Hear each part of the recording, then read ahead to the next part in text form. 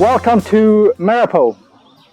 This village is awesome. It is located right on the outpost to one of the most ancient rainforests in the world. So Marapo is located in a wildlife corridor which basically connects Taman Niagara National Park in the west to the mountains in the east. This area is particularly important as it's basically one of the only connections left in between these two green patches. It's an area that is not protected by national parks or national forests, but an area where humans and animals need to coexist. So the project that we've launched here in Marapo is an agroforestry project, which essentially allows villagers and humans that lives in this particular corridor, wildlife corridor, to continue to grow their crop, but also take into account the environment in which they're in. So you essentially have a plantation model that grows both food or other cash crops and trees. This makes for an environment where animals and humans can thrive in. So these lands has historically been inhabited by the Batek people, which is the local tribe here in Malaysia. They know the forest the best, they know the jungle the best, they have a lot of cool practices that we in our generation and our part of the world can learn from.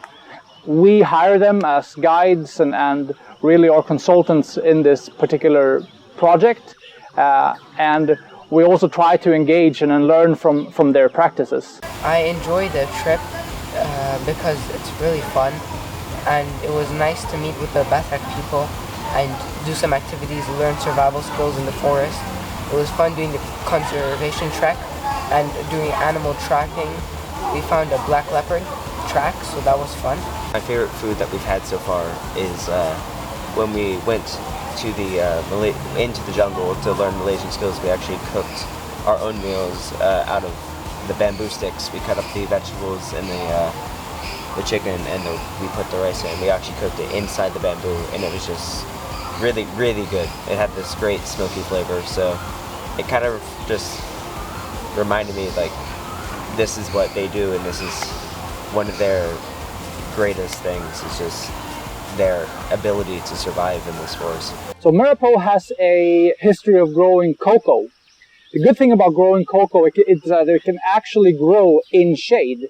So allowing trees to continue to grow up and grow tall, you can have a plantation model under these trees, allowing both animals and humans to thrive off of the same piece of property.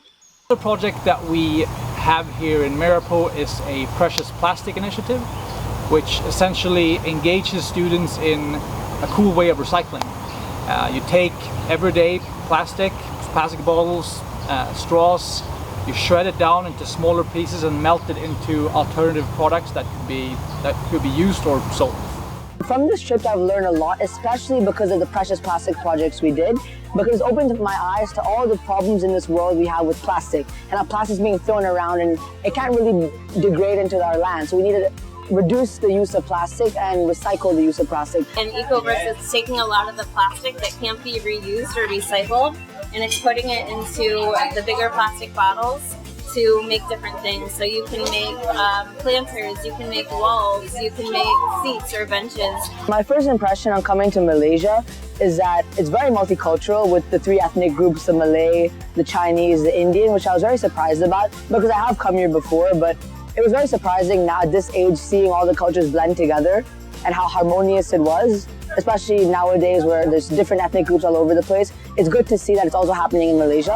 In talking to the students who've done other trips, talking to some of the other chaperones, this seems to be one of the more difficult. This was our first year, so we had some growing pains and some things to learn. However, I think that is very good for all of us, being students or teachers, to be challenged and to move forward and overcome those challenges. So yes, I would encourage them. We're only going to get better from here. So please come and join us in Malaysia in the years to come.